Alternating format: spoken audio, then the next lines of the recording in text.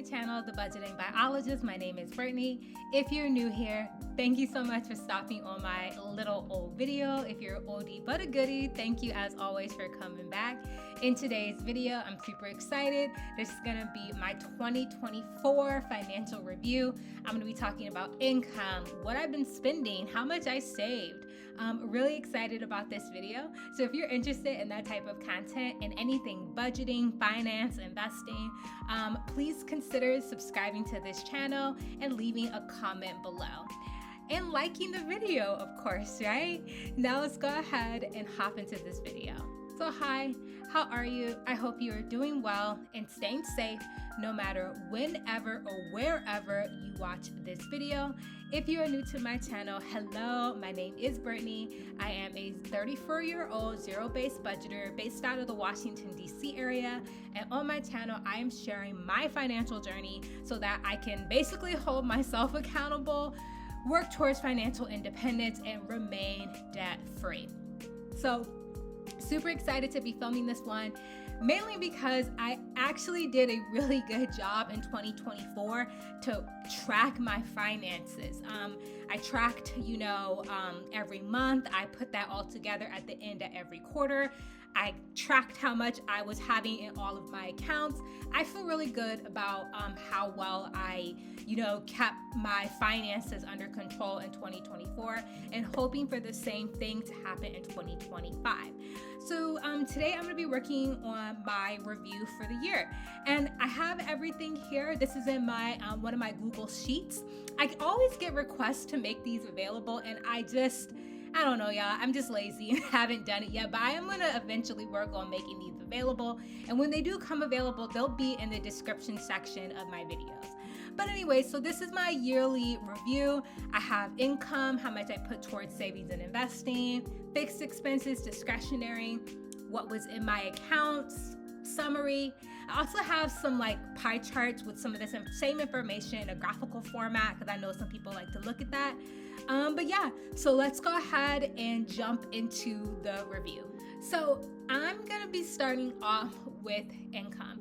So I had quite a bit of change in my income over the year, and that is because one, I went from being a contractor to a full-time employee at my main job, and then two, I did teach part of the year. I teach at my local community college, or I guess I should say taught at my local community college. Just one credit for, some extra income on the side. But anyways, when I switched from a contractor to a full-time employee, lots of things changed. The first thing that changed is that while on paper, I get paid more money as a full-time employee than I did as a contractor, now I have to pay my own health insurance. I did not have to pay my health insurance premium when I was a contractor. And two, I get money taken out of my check for a pension, and you can't opt out of a pension. So obviously that is coming out of my accounts now as well. And three, I did get married this year. So the amount of money that I've had set aside for taxes has also changed towards the end of the year. So there's been a lot of changes in my income for my main job over the course of the year. But let's take a look at what we have. So I have this broken down to each individual quarter, and I would have done a quarter 4 review, but it kind of seemed pointless because I was going to do this video anyway, so I just decided to skip it. But in total for my main job, and again, this is after taxes, this is after retirement, 401k, health insurance, dental insurance, all of the deductions, benefits, life insurance, everything, right? This is after everything. I got paid $58,851.81. So on paper, I do make about, I think, if I had to add everything up, my gross salary on paper, it would have been over $100,000 this year. I had quite a bit taken out in deductions and other things, but I'm fine with it just because I do put a lot of money towards retirement, primarily in my 401k. And again, like I mentioned, I get a pension. So yeah, I'm fine with it. This was more than enough to live on this year. I feel really grateful for just that amount alone. I then also, like I said, for my teaching salary, got paid $2,895.83. And then from this extra income, this came from when I got paid out for unused leave. When I was a contractor, I did get an extra check for that, and that came out to $1,028.72. So when I add everything up for the year, my net income is $62,776.36. So now coming into savings and investing. So I have a couple of different vehicles that I do my saving and investing with. My personal account, this is what holds my 3 to 6 month expenses. This is what holds my emergency fund. And this is also the fund that I paid for my portion of our wedding expenses from. So in the beginning of the year, right, for 3 quarters out of the year, I was putting a substantial amount of money into my personal savings account. And then in quarter 4, when I actually got married, I did not nearly put as much. And again, of course, my income changed as well. But in total, I put $11,514.19 in my personal savings account. I have mine in a high yield savings account with Capital One, and I haven't had any issues with them. I've had them for years and haven't had any issues. I also contribute to a Roth IRA. So while I do put a lot of my income towards my 401k, or TSP is what it's called for the government, I still make it a mission to max out a Roth IRA every single year. And I'm going to keep doing that as long as I, 1, am under the income limit, and then 2, of course, can financially afford it. So that was $7,000 for this year. And then I broke that into approximately equal amounts over each quarter. So really happy about that. I have my Roth IRA with a company called Wealthfront. Now, investing and iBond, this really should just say investing because I actually cashed out my iBond towards the middle of the year. But anyways, towards investing, one of my goals for the year of 2024 was to invest more. And I kind of did that. I did really well in quarter 3. When I invested $1,305. And then, the other quarters weren't that bad, but I would love to invest, closer towards $1,000 a month if I can afford it, to investing. And that is a goal I have for 2025, not only to invest more, but to diversify my investments as well. So in total, we have $3,436.12 that went towards investing. These last 2 accounts, house account and car insurance, these are accounts, joint accounts that I have with my husband, then fiance. So we didn't get engaged until, this sounds weird, but till the 2nd quarter of the year. So we opened another joint account where we put money into, and our house account is that account. So we put money into that house account every month, and then we also put money towards our joint car insurance in that account every month, and that was $900 and $800 for me respectively for the year. In total, for savings and investing, I set aside $23,605.31. Not bad at all. I'm actually, now that I'm seeing that all on paper, it's almost like a third of my income. I'm not mad at that at all. So now moving on to the fixed expenses. These are the ones I hate talking about the most because it just feels like, I can never do anything to lower these. But it is what it is. So anyways, for mortgage, right? That's easily the biggest expense that I have. This is how much I put towards my mortgage every quarter of the year. And you can see the mortgage has gone up over time, and that's because of 2 things. 1, we decided to put more money towards the principal, so we, decided to do that. But 2, our property taxes went up a little bit, not as much as we were expecting, to be honest with you, but our property taxes did go up a little bit, and our homeowners insurance did go up a little bit. Again, neither of those went up very dramatically, so not mad at it at all, but that is how much I paid for mortgage. And again, this is including the amount we're paying towards principal. So that totaled to $19,299.90. And again, this is my portion towards our mortgage. Water, we put a fixed amount of money towards our water bill every month. This is way over what we actually spend in water, but it's nice to have a little bit more than what you expect.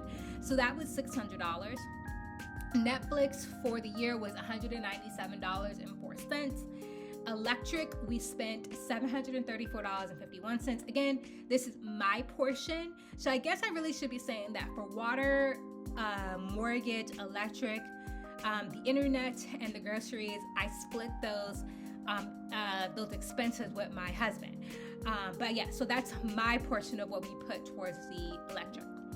Verizon Fios, again, my portion was $586.46. Verizon Wireless, which is my former cell phone company that I had, I spent $452.40 on that for the year. And then Apple, which I have my iCloud storage and Apple Music student through, I put $124.12 towards that this year. So when I add up all my fixed expenses, I mean, like 90% of this or whatever is just my mortgage, is $21,994.43 for my fixed expenses. So it is what it is. Not too bad. I'm not mad at it. Okay, so moving on to the discretionary expenses. Now, this is what I like to call like the fun, like what most budgeters like to talk about is our discretionary expenses and our income. And our savings and investing. It's just fixed expenses that no one really wants to talk about. But anyways, this is how much I spent on my portion of the discretionary expenses for 2024. So groceries, like I already mentioned, I do split this cost with my husband, and my portion was $2,885.20. And you can see the amount of money I spent on groceries really held steady throughout the year.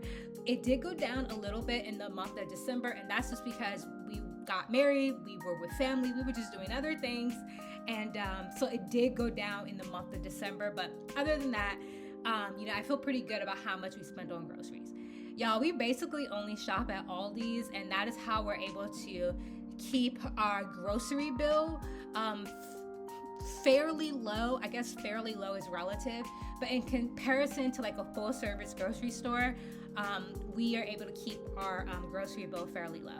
Gas, I spent $976.79 on, and my gas again stays pretty steady throughout the year and went down towards the end of the year. Again, a lot was going on towards the end of the year, so I just wasn't driving as much. Beauty, I spent $437.93. My beauty money basically gets spent on two things: braiding hair, or if I occasionally get my nails done. That is pretty much what my beauty money is spent on. I really don't spend too much on anything else. Shopping for the year of 2024, I spent $1,731.68 on shopping.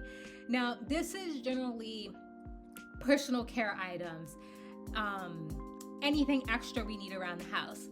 I really should name this Target, because that's where 99% of like my shopping money goes to, is Target. But that's pretty much what shopping is. Shopping is kind of like a catch-all category for me. I know some people don't like that, but it works, well for me. And again, I spent $1,731.68. Fun, went up and down through the year depending on what we were doing. Second quarter, we really didn't do much. I think this is after we, I think it's because when we got engaged in this month, in this quarter, we had already spent a bunch of money. So it went down then. This quarter is when, did we go anywhere? No, we didn't go anywhere in third quarter, but we did in the fourth quarter. And it also went down because, again, with the wedding, I just didn't spend as much money on fun. But anyways, in total for fun, I spent $1,969.35. Giving remained fairly steady through each quarter, $342.23 on giving. Eating out, unfortunately, trended up over time. but I'm not mad at it. I don't really eat out that often, if I'm being honest with you. Y'all have seen that on my channel. And I only spent $932 on eating out in 2024. Holidays, spent nothing on holidays apparently for the first 3 quarters of the year, and then spent $107.43. This is pretty much, I think I spent some money on Halloween, Thanksgiving, and Christmas. So that's all I spent on holidays this year. Gifts, I spent $634.43. So it's gonna be birthdays, Christmas gifts, my dad's retirement gift, Mother's Day, Father's Day, things like that is where gifts comes from. Car, I spent $344.57 on my car. This is going to be oil changes primarily. In this month, I did get an oil change, but I also got my brakes replaced as well in Q3, which were much needed. So I spent $344.57 on that, on car. Clothes, up and down throughout the year. For some reason, I spent more money in Q1 and Q4, probably because either the colder quarters, I have a good amount of summer clothes, but I don't have a good amount of winter clothes. So I think that's what happened in these quarters. But anyways, I spent $936.62 on clothes. Electronics, I spent nothing on electronics this year, y'all. I don't need anything. My computer is good. My phone's good. I'm about to get rid of my Apple Watch. I've had it forever and it barely works anymore. I will not be buying a new one. I just don't foresee myself spending money on electronics anytime soon, if I'm lucky. House, I spent $412.23 on house. This is primarily like decor items, you know. Yes, me and my husband live in the same house, but he doesn't care about what type of pillows we have, so I pay for all that stuff on my own. So yeah, that adds up to $412.23. And this is different than the house savings account that we have together. The house savings account is for major maintenance projects around our house. Like, so when we got our HVAC replaced, we paid for that out of the house savings account. And then upcoming this year, we want to get the roof, the ceiling fixed in our house, and then maybe the backyard, and that's going to be paid out of the house savings account. Health, I spent $565.07 on health, co-pays, prescriptions, things like that. Pet, anything extra for my dog Titan, I put $125.50 for that. Nutrafol, which are the hair vitamins that I used to take, I stopped taking them in Q4 because your girl's, you know, trying to have a baby, so I can't take those while, you know, trying to have a baby. But up until then, I had spent $739 on my hair vitamins. And then this is the money that I took out of my buffer to pay for unexpected expenses that, you know, I didn't have budgeted in any of these other accounts. And that added up to $772.75. So in total for my discretionary expenses, I spent $13,874.37. So before I get to my accounts and show y'all kind of where we began at the year in 2024 versus where I ended, I'm just gonna summarize kind of all of the, you know, numbers so far. So for my income in total, $62,776.36. Fixed expenses, $21,994.43. Discretionary expenses, $13,874.37. Savings and investing, let me actually change that right now. Savings and investing, I put $23,650.31, which means I had left over $3,257.26. Now, what happened to this money, right? So essentially, this money either stayed in my buffer, and some of it was put into my savings account and used for things, expenses for the wedding. Sometimes I paid for things for the wedding directly out of my checking. So that's pretty much where this money got absorbed into. Buffer and wedding expenses, essentially is where that leftover money went to. So now let's get to my favorite part of this 2024 review is the account information. So while, we do all of our budgeting and it helps us keep track of our finances, looking at what you actually have in your account versus what you have in debt is what actually matters when you're talking about financial freedom and, being financially independent. Again, budgeting is very important, but I like to look at this as kind of like an overview of where I'm at. So in my checking account out of all of these is the one I take the least seriously. I barely get any interest on the checking. I basically just have it to make sure that I don't overdraft on anything. So I started out the year with $1,150.64, ended the year with $128.57.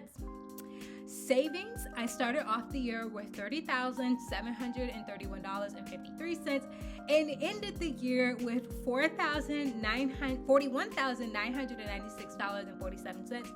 I love that, right? That's over an $11,000 gain in my savings, and that's including all of our what I spent on my portion for the wedding expenses. So, chef's kiss. I'm really, really proud of that. Another one I'm really proud of is Robinhood, which is where I do the majority of my investing. Started off with $2,978.98, ended the year with $7,492.70. I think for my year to date, when I checked, I had about a 20% return, which is amazing. Like super, super happy about that, and very excited to, continue to watch this grow in 2025. My Roth IRA, I started off with $25,304.67, ended the year with $25,304.62. Again, a nice gain. My traditional IRA, which I have not contributed to in the last 3 years, still gained in 2024, so we love that. Again, the beauty of compound interest. Started off the year with $15,372.58, ended the year with $17,332.27. We love that. Again, the beauty of compound interest. My 401k, which again, I'm no longer contributing to because this was my 401k when I was a contractor, started off the year with $17,887.74, ended the year with $33,095.82. So, love that. Like I told y'all, I did sell my iBond this year. This went directly into my savings account. And then I started off the year with $10,880 and that ended in zero. The reason why I did sell it is because the amount of money, or the interest rate on the iBond was lower than what I was getting paid in my high yield savings account. So I was literally losing money when I could have just had that in my high yield savings account. So I did go ahead and put that there. And then TSP, which is basically the 401k equivalent for federal employees, started off the year with $0 in that, and then ended the year with $7,801.17. So in total for the year, I ended in my accounts with $133,000, $151.62. So let me go ahead and add that up. Subtract that to see how much I gained in the year. So y'all, that means in total for 2024, we had a net gain of $38,194.47. That is probably the biggest gain I've had in a year so far. I'm really, really, really excited about that, and happy to see what's in store for hopefully 2025. So the last thing I want to do is just quickly go through these graphs. Again, I know sometimes people like to see this information in kind of like a graphical format. So this is for my fixed expenses. Again, the lion's share, unsurprisingly, coming from my mortgage, and then the rest, varying amounts. And there's really not much I can do. I did get a new cell phone plan, but other than that, there's really not much I can do for the rest of these other fixed expenses. Now, discretionary expenses is where I do want to do some work in for 2025. Groceries, we keep pretty stable with groceries, so I'm not worried about groceries. but it's really fun and shopping that I want to try to reduce in 2025. And when I say reduce fun, that doesn't mean I want to reduce literally having fun. I just want to see if I can figure out ways to reduce the amount of money I spend on fun. So for example, instead of going out for dinner and drinks with my friends, I can invite them over to my house and we can cook, at home, right? That's one way to, save money and still see your friends or whatever, right? So that's probably the area I want to work on most, along with shopping. And then down here with everything all together, I spent 35% on fixed expenses, 21% on discretionary. Very happy about this. I would love to get this up closer to 40% on savings and investing. And then leftover, I had about 5%. Okay, y'all, but that's gonna go ahead and end my video. How did your 2024 shape out for your budget and your finances? Did you stay on track? Did you have unexpected expenses? That happened? Did you have unexpected growth, right? Or did everything turn out exactly how you expected for 2024? And let me know what you're hoping for in 2025. I would love to hear down in the comments below. Thank you so much for watching, and I will see y'all in my next video. Bye.